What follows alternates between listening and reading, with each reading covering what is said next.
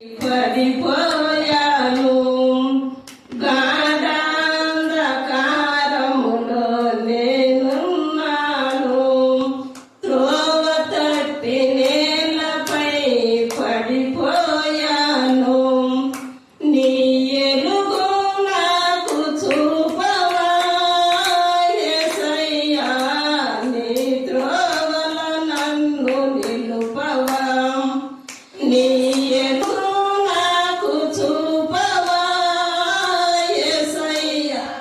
నీ త్రోవల నన్ను నిలుపవా యేసయ్యా, నీ త్రోవల నన్ను నిలుపవా. చిక్కుల్లో నేను పడినా యేసయ్యా, ఆదుకొని ఆదరించవా యేసయ్యా, అందరిలో నన్ను నిలుపవా.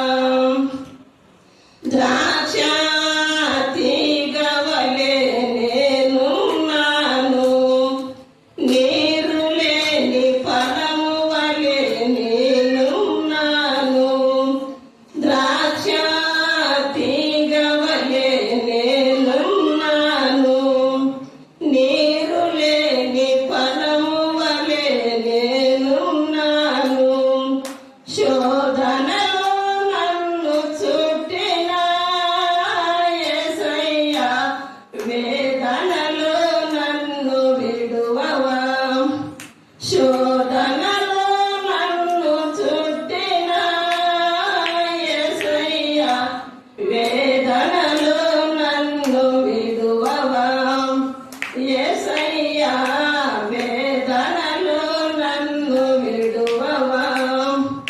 చిక్కుల్లో నేను పడినా యేసయ్యా, ఆదుకొని ఆదరించవా యేసయ్యా, అందరిలో నన్ను నిలుపవా. ప్రతి ఘోర పాపిని ప్రేమించావు, అన్యాయపు తీర్పులను నీవు పొందావు. ప్రతి ఘోర పాపిని ప్రేమించావు, అన్యాయపు తీర్పులను నీవు పొందావు. నీ ఎలుగు నాకు చూపవా యేసయ్యా, నీ త్రోవల నన్ను నిలుపవా యేసయ్యా, నీ త్రోవల నన్ను నిలుపవా. చిక్కుల్లో నేను పడినా యేసయ్యా, ఆదుకొని ఆదరించవా యేసయ్యా, అందరిలో నన్ను నిలుపవా. నీ ప్రేమ తెలియక నీ శిశులంతా, నీ ప్రేమ తెలియక నీ ప్రజలంతా, నీ శిష్యులు నిన్ను అమ్మేశారు. నీ ప్రేమ తెలియక నీ ప్రజలంతా, నీ శిష్యులు నిన్ను అమ్మేశారు. స్తుతి పాటలు నేను పాడనా యేసయ్యా,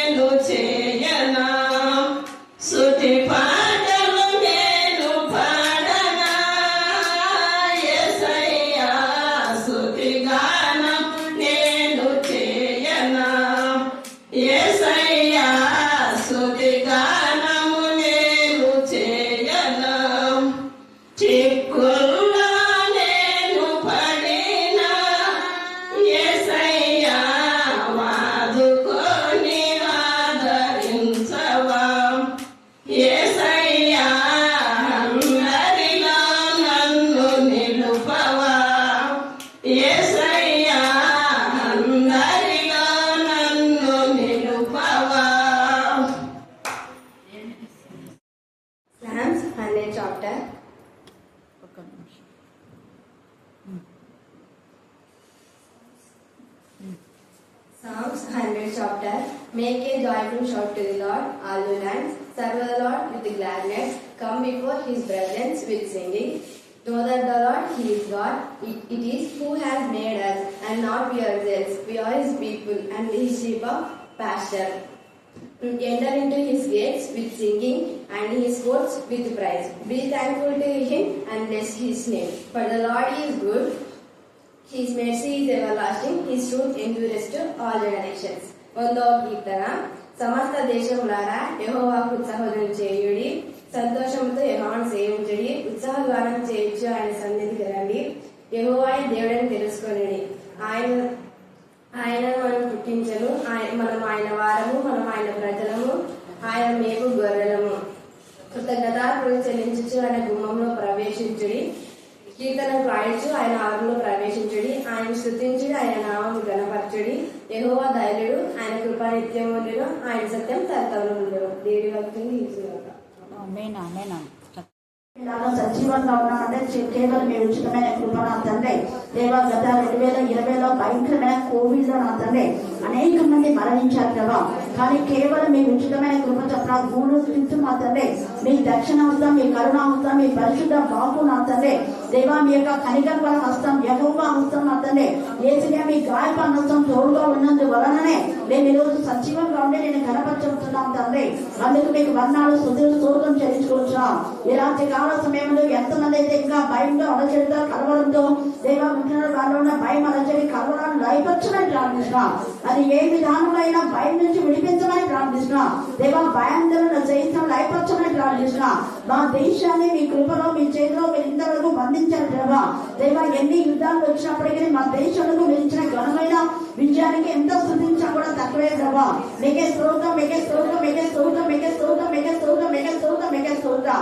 నమ్మదగిన దేవా, మా దేశంలో దేశ నాయకులు మీరే కాపాడు కాక, ప్రతి దైవజనుడు మీ ఆత్మతో శక్తితో మీరు నింపుదు కాక తండ్రి. దేవా అనేక మంది ఆడిపోవడం మధ్య నిరాటంకంగా మీరు వాక్య మధ్య జరిగిస్తున్నారు. అందుకు కూడా మీకు ఎంత స్థుతించడం కూడా తక్కువే. వాక్యం ద్వారా బలపరుస్తున్నారు, వాక్యం ద్వారా ధైర్యపరుస్తున్నారు, వాక్యం ద్వారా స్వస్థపరుస్తున్నారు, వాక్యం ద్వారా నా తండ్రి కుంగిపోయిన వారిని లేవనెత్తున్నారు, వాక్యం ద్వారా సమృద్ధిలోకి నడిపిస్తున్నారు ప్రభా. మీకే స్తోత్రం. నీ వాక్యమే సకల ఆశీర్వాదాలకు కారణం ప్రభా. దేవా ప్రతి దినం మా తండ్రి నూతనమైన ఆత్మను మీరు పంపిస్తున్నారు. ఈ రోజు నా ప్రభా మీరు తోడుకొని నుంచి వచ్చిన సుజాత వాళ్ళ తండ్రిని బట్టి, వాళ్ళ అక్కని బట్టి మీకు ఎంత స్థుతిస్తున్నాం తండ్రి. దేవ వృద్ధురాలైనప్పటికీ ఆ బిడ్డ చక్కగా దేవ ఆత్మతోనూ మనసుతోనూ పాడిన పాట మీకు ఇంపైన శ్వాసంగా యాగంగా ఉన్నందుకు మేము స్థుతిస్తున్నాం. అలాగనే ఇంతవరకు బిడ్డ పాడిన పాటలు నా ప్రభా మీరు విన్నందుకు మేము స్థుతిస్తున్నాం. ప్రతి ఆక్రంద, ప్రతి ప్రార్థన దేవ మీ సన్నిధి చేరి మీ సన్నిధి నుంచి నా తండ్రి నాకు వెనువెంటనే దీవెనలు కృపలింప చేస్తున్నారు. అందుకు కూడా మీకు వందనాలు స్తోత్రం చెల్లిస్తున్నాం. దేవ అనేక మంది బిడ్డలు మీరు ఇచ్చిన ఘనమైన విజయం మళ్ళీ చెప్పాలి. మన జీవితంలో కూడా విజయం అంటే ఏదైనా కావచ్చు. కేవలం విద్యార్థుల యొక్క విజయం అనే కాదు. ఒక వ్యాధి పైన విజయాన్ని పొందుకోవడం, శోధన పైన విజయం, అపవాది పైన విజయం, నిందల పైన విజయం, ఆర్థిక సమస్యల పైన విజయం. మనం దేనికోసమైతే దేవుడి సందర ప్రార్థన చేస్తున్నాం ఆ ప్రార్థనకు జవాబు రావడమే ఘనమైన విజయం. ప్రార్థన అంటే ప్రార్థన చేసే విధానంలో తర్వాత దేవుని సన్నిధిలో వెతికే విధానం కూడా చాలా ప్రత్యేకంగా ఉంది. ఇక్కడ మీరు చదివినటువంటి 3వ అధ్యాయం అంతా ఇంటికి వెళ్తే తేటగా చదవండి. అక్కడ ఏంటంటే ఈ యొక్క ఆహాబు చనిపోయిన తర్వాత యెహోషాపాతు యూదా రాజై ఏర్పడి చేస్తూ ఉంటాడు. యెహోరాము తర్వాత యూదా రాజైన యెహోషాపాతు ఏర్పడిలో 18వ సంవత్సరంలో షోమ్రోనులో ఇశ్రాయేల్ వారికి రాజై 12 సంవత్సరంలో ఏలాడు.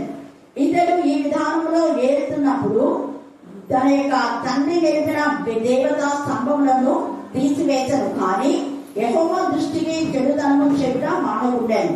ఇశ్రాయేలు వారు పాపం చేయడకు కారకులకు నెబాతు కుమారుడైన యెరోబాము చేసిన పాపంలో విడువగా చేయించవచ్చాను. పాపం ఎప్పుడైతే చేస్తారో అప్పుడు శోధన ఎక్కువ వస్తుంది. అది అక్కడ ఇక్కడ ఇశ్రాయేలు వారు దేవుడికి విరోధమైన పాపం చేయడం బట్టి ప్రశాంతంగా ఉన్న వాళ్ళ జీవితాల్లో వేరే రాజులను దేవుడే నెట్టున్నాడు. మోయాబు రాజు అంటే మోయాబీలు ఇశ్రాయేలులకు పన్ను చెల్లించాలి, అంటే వాళ్ళకి దాసులు అనమాట. మోయాబీలు ఎప్పుడు వాళ్ళకి దాసులుగానే ఉండాలి. ఎవరికి? యూదాకు, ఇశ్రాయేలు వారికి.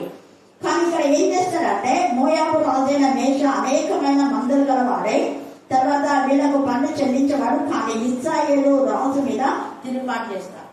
ఇశ్రాయేలు రాజు మీద కానివ్వండి, ఇంకా ఇశ్రాయేలు రాజు మీద తిరుగుబాటు చేస్తే మళ్ళీ యూదా రాజు మీద వాళ్ళంతా ఇలాగ అనుకుంటారు.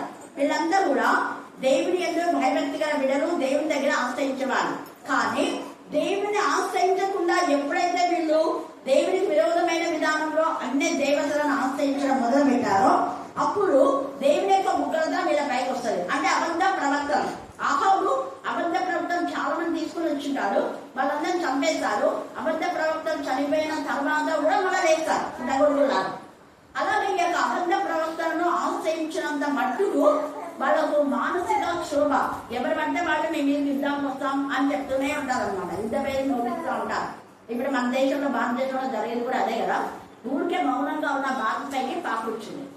అంటే అనవసరంగా అనమాట, అనవసరమైన విధానంలో రెచ్చిపోతూ ఉంటారు. కొంచెం వాళ్ళ బలం ఎక్కువైందంటే ఇంకా అయిపోయాయి, ఇంకా నా ఇంట్లో లేదులే అని. ఇలాగే మనం కూడా ఒకవేళ గమనిస్తున్నామేమో, నాశనానికి ముందు గర్వం ఏముంటుంది? నడుస్తుంది. అదే అక్కడ మనము ఏ పరిస్థితిలో ఉన్నామో ఆలోచించుకోవాలి, కానీ రెచ్చిపోకూడదు. ఉన్న పరిస్థితి బట్టి దేవుని స్తుతించాలి.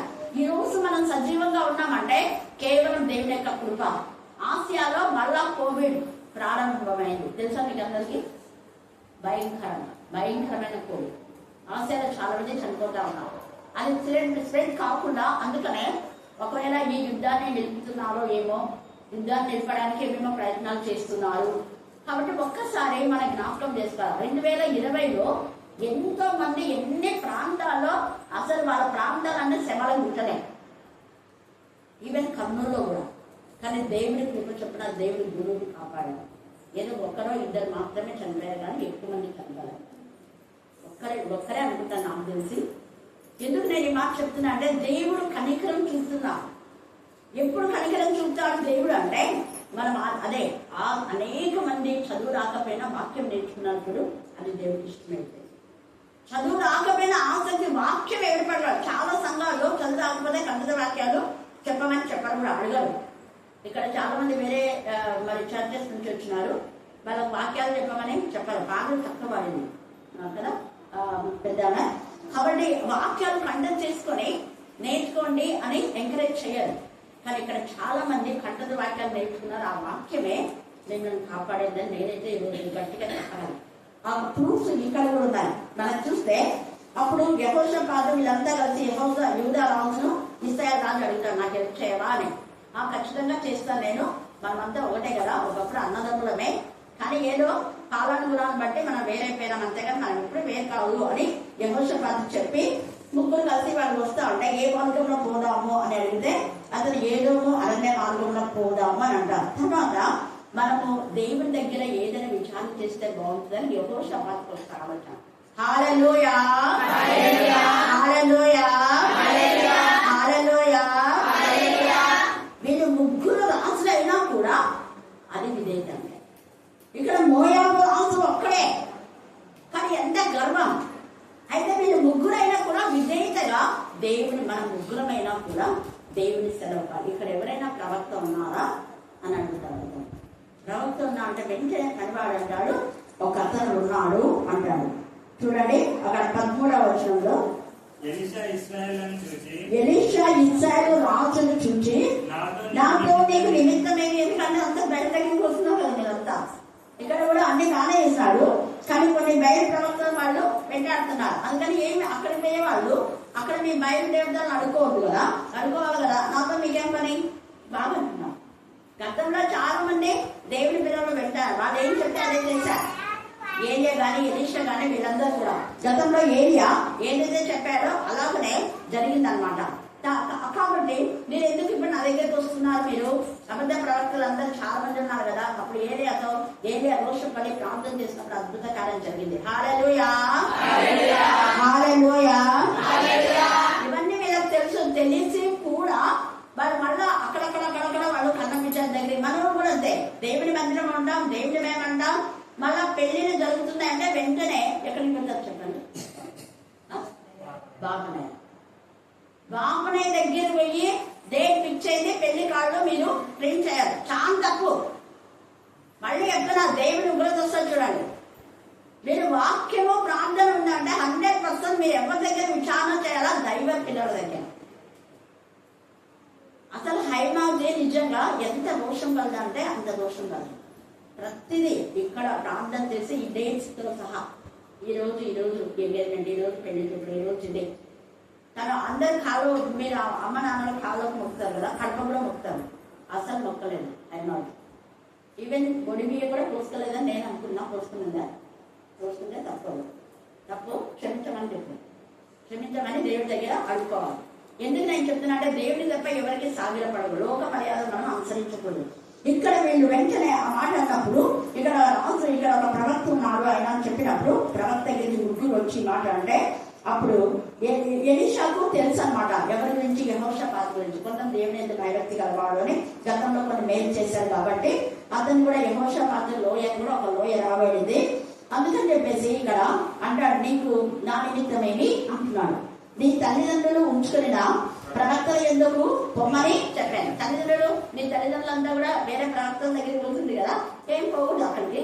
నా దగ్గరికి ఎందుకు వచ్చినావు? నేను కూడా ఇట్లా అన్నాను కదా, మీకు ఇది వాక్యం కరెక్ట్ గా శుద్ధిగా జరుగుతుంది కదా. కానీ ఇట్లానే దేవుని పిల్లలు చెప్పాల్సింది. వాళ్ళు కరెక్ట్ గా క్లారిటీగా చెప్పాలి. వాళ్ళ తప్పు వాళ్ళు సరిదిద్దుకోవాలి. అప్పుడు ఆయన అంటున్నాడు చూడండి, అలా అనవద్దు, మేము ఒకప్పుడు చేశామేమో తప్పు, కానీ స్టిల్ నౌ మేము అలాగా చేయడం లేదు. ఇప్పుడైతే నేను దేవుని పైన ఆధారపడుతున్నాం. దేవుని అయితే విచారణలో మేము అనుకున్నాం అంటే అది రిపెంటెన్స్, పశ్చాత్తాపం, నిజమైన పశ్చాత్తాపం వాళ్ళలో ఉందని చెప్పేసి ఇక్కడ ఎలీషాకు తెలుసు. పైగా యెహోషాపాతు దేవుని పిల్లలకు చాలా వరకు మేలు చేశారు, అది కూడా తెలుసు. ఏదో ఒక చిన్న తప్పులు మాత్రమే చేశారు యెహోషాపాతు. అందుకని అవంతా తెలుసు కాబట్టి ఏమంటున్నాడు చూడండి, యెహోషాపాతు రాజు గురించి ఎంత గౌరవిస్తున్నారు అక్కడ. అలా గనవద్దు, మోయాబుల చేతికి అప్పగింపవద్దని యెహోవా రాజులమైన ఎంత చక్కగా దేవుని నామం చెప్తున్నారు. మేము యూదా రాజులము, ఇశ్రాయేలు రాజులం అంటారా? ఎవరంతా వీళ్ళు? యెహోవా రాజులమైన. ఎవరికంటే రాజులు వీళ్ళు? యెహోవా, దేవుని యొక్క ప్రజలం మేము. ఆ మాట ఇష్టమైపోయింది. మనం చెప్తున్నాం అలాగా, మేము క్రీస్తు ప్రజలం, క్రీస్తు సంతతి, క్రీస్తు యొక్క పిల్లలం మేము. ఇక్కడ ఎన్ని సాక్ష్యం. ఇంకా వాళ్ళు వాళ్ళ యొక్క రాజ్యాల గురించి గొప్ప చెప్పాడు. నేను యెహోవా దేవుని యొక్క పంపినటువంటి రాజు, ఆయన నియమించాడు మనం రాజుగా. అందుకనే యెహోవా రాజులమైన మా ముగ్గురిని పిలిచానని ఇశ్రాయేలు రాజు అతనితో అడిగినప్పుడు ఎలీషా ఇట్లనే, ఎవరి సన్నిధిని నేను నిలబడి ఉన్నానో ఇశ్రాయేలు దేవుడైనా ఆ యెహోవా జీవం తోడు. మీరు యెహోవాని పెట్టారు కదా పేరు, నేను కూడా చెప్తున్నా. మీరు యెహోవా నామం ఎప్పుడైతే ఒప్పుకున్నారో, యెహోవా నామంలోనే మేము వెళ్ళాలనుకున్నారో, దేవుని దగ్గర విచారణ చేయాలి. మీరు ఒక మంచి థాట్ మీకు వచ్చింది, రైట్ థాట్, అది right thought, right person, right way, right decision. అప్పుడు రైట్ విక్టరీ ఇస్తుంది. సరి అయిన వ్యక్తుల దగ్గరికి వెళ్ళాలా, సరి అయిన సమయం, సరైన నిర్ణయం, సరైన మార్గంలో, రాజమార్గం, సరైన మార్గం అంటే వెళ్ళినప్పుడు దేవుడు విజయం వెళ్ళే విషయం ఇస్తాడు. మనకు ఒక్క విషయం కాదు, విజయం, విక్టరీ టు విక్టరీ. అందుకని ఇక్కడ ఎంత చక్కగా ఆ మాట వీళ్ళు ఏ మాట బేస్ చేస్తున్నారో అదే మాట రిపీట్ చేసి అంటున్నాడు, నేను కూడా యెహోవాదే. మీరు యెహోవా ఎత్తారు కదా, నేను కూడా యెహోవా నామం పేరునే మీకు చెప్తున్నా. యెహోవా జీవంతో యూదా రాజైన యెహోషాపాతు నేను గౌరవము చేయని ఎడలా నిన్ను చూచులకైనా లక్ష్యం పెట్టుకైనా ఒక్కకపోతున్నాం. నేను దేవుని నామం బట్టి ఆయన లక్ష్యం చేస్తున్నాను. ఆయన దేవుని ప్రతినిధి, దేవుని పిల్లలకు చాలా మేలు చేశాడు. ఆయన దేవుడికి ఇష్టమైన చాలా చాలా చేశాడు. ఏదో ఒకటి ఆయనలో కొన్ని తప్పులు ఉన్నాయి. అయితే నేను తప్పులను ఇప్పుడు ఎదురుపడలేదు, కానీ చేసిన మేలులను జ్ఞాపకం చేసుకుంటూ అన్నట్టుగా ఇక్కడ మాట్లాడుతున్నారు అనమాట. తర్వాత అన్నాడు చూడండి, నా యుద్ధకు వీణ. అప్పుడు వెంటనే మీ ఇద్దరు కలిసి, అంటే ఇక్కడ ప్రవక్త రాజు దేవుని పైన ఆధారపడుతున్నాడు. ప్రవక్త దేవుని నామంలోనే మెన్షన్ చేస్తున్నాడు, రాజును దేవుని నామంలో మెన్షన్ చేస్తున్నాడు. టోటల్ గా వీళ్ళందరూ దేవుని ప్రతినిధులు, దేవుని సంబంధులు. నాకు విరోధి కాని వాడు నా వాడే అను కదా. కానీ వీళ్ళు దేవునికి సంబంధులు కాబట్టి నాకు మీరు విరోధం కాదు. మీరు కూడా దేవుని సంబంధులు అంటున్నారు కాబట్టి నేను దేవుని బట్టి మీకు మేలు చేస్తాను. ఆయన నామం మీరు ఎత్తారు కదా, ఆయన నామం బట్టి మీకు మేలు. ఆయన నామం ప్రకటించే వాళ్ళను దేవుని పిల్లలు ఎప్పుడు ఆటంకం చేయకూడదు. ఆయన నామం ప్రకటించే వాళ్ళను ఆటంకం చేస్తున్నారంటే వాళ్ళు దేవుని పిల్లలు కాదు, వాళ్ళ సర్ప సంతతి, వాళ్ళ అపవాది సంతతి. అందుకే హేరోదు అన్నాడు లూకాసు వార్త చూసుకున్నాం కదా 13వ అధ్యాయంలో. ఆ నక్కగా చెప్పండి అన్నారు యేసయ్య తేజగా. అంటే దేవుడు సంబంధి కాదు హేరోదు అపవాది సంబంధి. హేరోదు దేవుని మార్గంలో విడిచిపెట్టి దేవునికి విరోధమైన పాప మార్గంలో ఉండడమే కాకుండా తన తప్పు తాను సమర్థించుకుంటూ తన తప్పును తెలియజేసిన వ్యక్తులను చంపించినటువంటి నీచుడు, నరహంతకుడు. అలాగే కింగ్ సౌలు కూడా నేను చేసిన వారిని చంపిన నరహంతకుడు. అలాగే పిలాతు కూడా తనకు ఎదిరించిన వాళ్ళను కొంతమంది ఒకవేళ దేవుని విరోధంగా కూడా తప్పు చేసి ఉండొచ్చు మేబీ. అలాంటి వాళ్ళందరి బలులతో సహా బలించాం.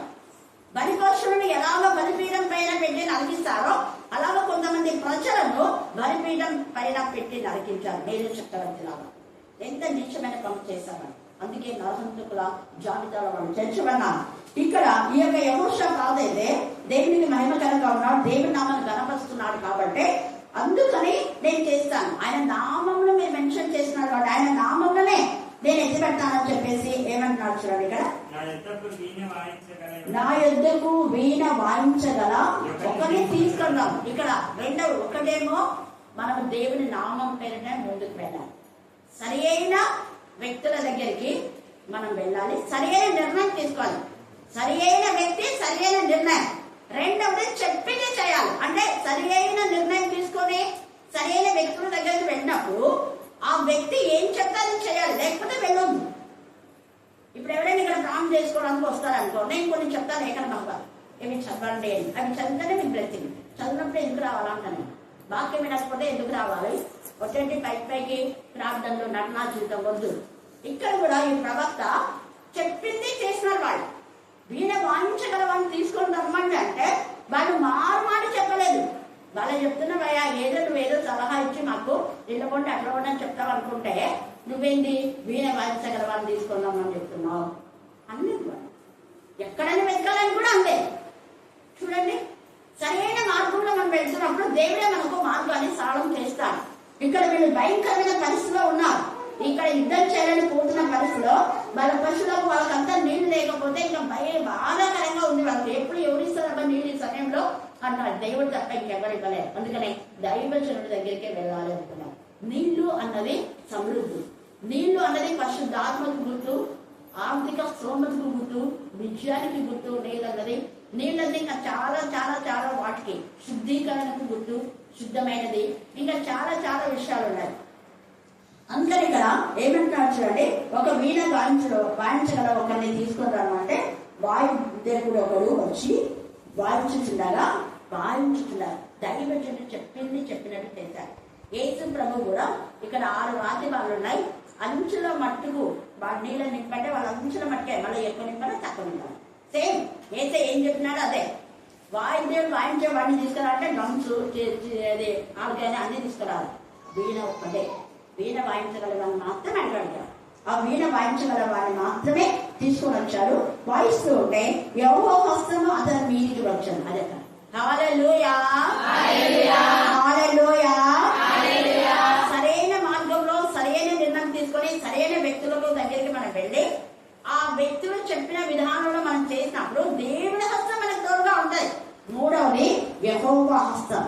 యెహోవా హస్తం అని ఇక్కడ రాయబడింది. ఎహెజ్కేలులో కూడా యెహోవా హస్తం ఉంది, ఎజ్రాలో కరుణా హస్తం ఉంది, దక్షిణ హస్తం ఉంది, దయగల హస్తం ఉంది, కుడి హస్తం ఉంది, పరిశుద్ధ బాపు ఉంది, గాయపన్న హస్తం. చూడుము నా అరచేతుల్లో నేను చెప్పుకొని ఉన్నాను. ఇన్ని ఉన్నాయి. ఆ యొక్క హస్తము మేలు చేస్తుంది మనకు. ఆయన హస్తం తోడుగా ఉంటాయి. మోషేకు తోడైనట్టు నీకు కూడా తోడైనాని యెహోషువ కాలంలో కూడా చెప్తాను. అలాగనే ఇక్కడ యెహోవా హస్తం అతని మీదకి వచ్చాను కనుక అతను ఈ మాట ప్రకటన చేశాను. ఈ మాట యెహోవా సెలవిచ్చినది ఏమనగా ఈ లోయలో చాలా గృహం లభించినంట. ఏం చెప్తున్నట్టు అది ముందే లోయ ఉంటే ఆ లోయలో మళ్ళీ ఏం చేయాలంట, గోతులు లభించాలంట. చూడండి ఎంత ఇదిగా ముందే మనమైతే అంటాం ఇంత లోతుగా దీని పేరే లోయ, ఇదే పెద్ద గొయ్యి, మళ్ళా దీనిలో గోతులు లభించమంటారే అని అనలేదు వాళ్ళు. ఏం మాట్లాడారు. ఇక్కడ యేసు ప్రభు శిష్యులు కూడా గొడ్డి నీళ్ళతో నింపండి అన్నారు. దాన్ని ముంచుకొని పోయి ప్రధాన దగ్గర తీసుకొని ఉన్నారు. నీళ్ళు దించుకుపోయి ఎలా ఇవ్వండి మేము అనలేదు వాళ్ళు. చెప్పింది చేశారు, చెప్పింది చేయలేదు. మళ్ళా వేరే మాట మాట్లాడుకుంటున్నాం. ఇక్కడ వీళ్ళు కూడా వేరే మాట ఏం మాట్లాడలేదు. ఎంత చక్కగా వాళ్ళు అలాగ గోత్రం తవ్వించడం అంటే తవ్వుతున్నారు. అప్పుడు చూడండి, గోత్రం తవ్వించుడి, చాలా గోత్రం తవ్వించుడి అన్నాడు. యెహోవా సెలవిచ్చినదేమనగా, గాలియే గాని వర్షమే గాని రాకపోయినను మీరును మీ మందలను మీ పశువులను త్రాగులను ఈ లోయ దేంతనుండట నీళ్ళతో. అందరూ హల్లెలూయా గట్టిగా చెప్పండి, దేవుని స్తుతించండి. హల్లెలూయా హల్లెలూయా. ఈ లోయ నీళ్లతో నిండిన అన్నాడు. నీ బ్రతుకులో ఒకవేళ లోయలాగా అట్టడుగు భాగంలో నిర్లిప్తంగా ఏమీ లేని, నీళ్లు లేని బావులాగా ఉన్నారేమో మీరు. నీళ్లు లేని జీవితంలో అంటే బ్యాంకులో ఎలాంటి బ్యాలెన్స్ లేదేమో, కొన్ని మీ ఇంట్లో కూడా ఎలాంటి స్తోమత లేదేమో, కానీ దేవుడు అద్భుత కార్యం చేస్తాడు. నీ నిధులనే నింపుతాడు. ఆయన లేని చోటనే, ఏమీ లేని చోటనే సమృద్ధిని కలగచేసేదాడు. పనికి రాని ఆ యొక్క మరి చేతి ఆహారం చేతికలను పుష్పించి అక్కడ ఫలించి మరి ఫలం ఇచ్చే విధానంలో చేసి కదా చిగురించింది, పుష్పించింది, ఫలించింది. అలాగనే ఎక్కడో అడవిలో ఉన్న తుమ్మకలతో కరుణాపీఠం చేసి దాన్ని ఏమైనా టచ్ చేయకూడదన్నాడు. ఎంత మహిమ కరుణాపీఠం!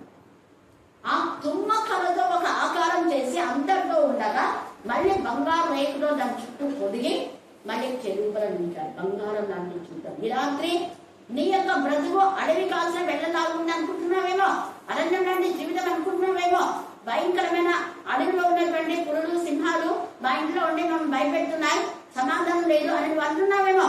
అడవి మృగాల నోరు మూసేది అంటాడు. అడవి లాంటి నీ జీవితాన్ని, అరణ్యం లాంటి నీ జీవితాన్ని, ఎండిపోయిన నీ జీవితాన్ని మడుగులో ఎలా చేస్తారు?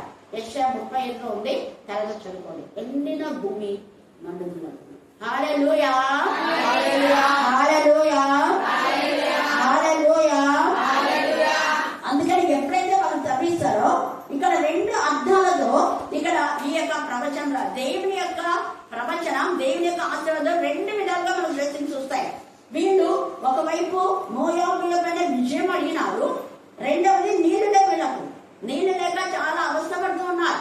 ఆ సమయంలో ఇక్కడ నీళ్లను ఇస్తా ఉన్నాడు దైవజనుడు. చూడండి, ఈ లోయ నీళ్లతో నిండింది. అప్పుడు ఆ నీళ్ళన్నీ కూడా చూడండి ఏమే చెప్పాలన్నమాట, నీళ్లతో నిండెను. ఇది యెహోవా దృష్టికి అల్పమే. మీ జీవితంలో ఆశీర్వదించడానికి దేవుని దృష్టికి అల్పమే. ఆయన అల్పమైన దానిని దేవుడు మహిమకరంగా చేసేది. హల్లెలూయా హల్లెలూయా హల్లెలూయా హల్లెలూయా. పనికి రాని జీవితాలను పనికొచ్చేలాగా, బలము లేని బలహీనుడును అని నిందలో సిగ్గులో చాటున ఉంటే నువ్వు పరాక్రమాల బలాన్నివయ్యా, నేను పరాక్రమని రా బయటికి అంటాడు. ఇందాక పాడమంటే ఎంత చక్కగా ఆమెలో మంచి స్వరం కదా, అసలు సుజాత కూడా వాడదు చెప్పాలంటే. అంత ఆ వయసులో కూడా తల్లి ఎంత చక్కగా మరియమ్మ పాడుతుంది. మరియమ్మ మంచిగా పాడుతుంది, మంచిగా ప్రార్థన చేస్తారు, దేవుడికి ఇష్టం. అలాగా తల్లుల యొక్క బ్లెస్సింగ్స్ పిల్లలకు ఇక్కడ కూడా దేవుడి యొక్క ఆశీర్వాదాలు మనమందరం పొందుకోవాలంటే దేవుడి యొక్క ఉద్దేశం. అందుకే చూడండి ఇక్కడ ఆ తర్వాత నీళ్లు వస్తాయి మీకు, మోయాబులో మీ చేతి ఖచ్చితంగా అప్పగిస్తాడు. మీరు ప్రతి పట్టణంలో కొల్లబెట్టి మంచి చెట్లన్నీ నరికి వేసి అక్కడ ఎత్తారు. అంటే అక్కడ అన్యులది కదా, అన్యుల దేశంలో ఉన్న మంచి వాటిని మీరు తీసుకొని తినగలుగుతున్నా, అది మంచివి కదా అని ఆ పశువులను మీరు మరి వండుకొని తినొద్దు. అంటే ఆ మంచి అక్కడ మోయాబు దేశంలో ఉన్న బావి నీళ్ళు మీరు తాకూడదు. ఇక్కడ చూడండి, అన్యులది ఏది కూడా మనం పట్టుకోకూడదు. ఇక్కడ తేలిగా రాయబడింది 19వ వచనంలో, మీరు ప్రాకారం వల్ల ప్రతి పట్టణం ఏం చేయాలంట, రమ్యమైన ప్రతి పట్టణంలో కొల్లబెట్టి మంచి చెట్ల నెల్ల నరికి, మంచి నీకది మంచి ఉంది కదా అన్యులు, మంచి చెట్లు ముళ్ళ కంచెలాగా ఉంటారనేది వాక్యం. అందుకని మంచి అయినా కూడా వాటిని మీరు తినదు, నరికి నీళ్ళ బావులు అవి ఏం చేయాలంట పూడ్చి. ఇక్కడ మీకు నీళ్ళు ఇస్తున్నా కదా నేను, ఇవి దేవుడు ఇచ్చినాయి, అవి అన్యులవి. వాళ్ళు కొబ్బరికాయ కొట్టి పూజలు చేసి ఏమేమో చేస్తారు, దాంట్లో పడిస్తారు చండాలమైన దేవత విగ్రహాలను కూడా నిలిపించారు. కాబట్టి ఆ యొక్క బావులన్నింటినీ పూడ్చి సమస్తమైన మంచి మంచి మంచి మంచి అని అంటున్నాడు. ఇక్కడ మంచి భూములను ఏం చేయాలంట, రాళ్లతో నిలిపివేయుదురు అని. ఉదయ నైవేద్యం అర్పించు సమయమందు నీళ్లు వెలుగు మార్గం రాగా దేశం నీళ్లతో నిండెను. హల్లెలూయా హల్లెలూయా హల్లెలూయా. ఈ మధ్యాహ్న కాల సమయంలో మన దేశంలో ఉన్న ఆర్థిక సమస్యలు నయమం కాక, లేదా భూముల్లో ఉన్నటువంటి ఆర్థిక సమస్యలను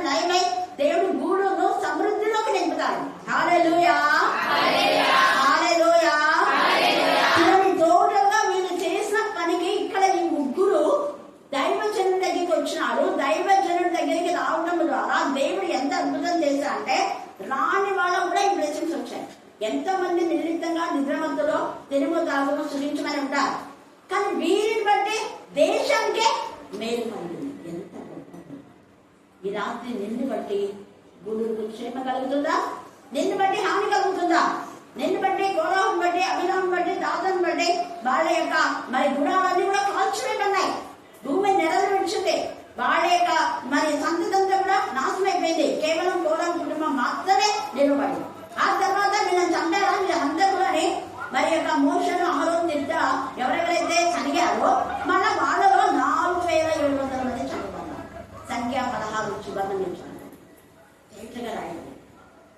దేవుడి పిల్లలు చేసిన దాన్ని మళ్ళా యాంటీగా మాట్లాడకూడదు. వాళ్ళు చేసిన నీచమైన పనికి అది దేవుడు ఉగ్రత. అంతేకాని మీరు మమ్మల్ని శపిస్తారా, మమ్మల్ని అలా ఉంటారా, మమ్మల్ని ఇలా చేస్తారా, అలాగనే చేయొద్దా దేవుడి పిల్లలు అని ఏమేమో గురుకున్నారు. సరిగినందుకు మళ్ళా 4700 మంది వచ్చారు. దేవుడు ఎందుకు ఏం చేస్తున్నారని ఆత్మపరిశీలన చేసుకోవాలి. తప్పుంటే సరి చేసుకోవాలి. తప్పును సరి చేసుకోకుండా తప్పును సమర్థిస్తే, తప్పు చేసిన వాళ్ళని సమర్థిస్తే ఆ తప్పు చేసిన వారికి ఏ శిక్షనో సమర్థించే వాళ్ళకు కూడా అంతే శిక్ష. గుర్తుపెట్టుకోండి.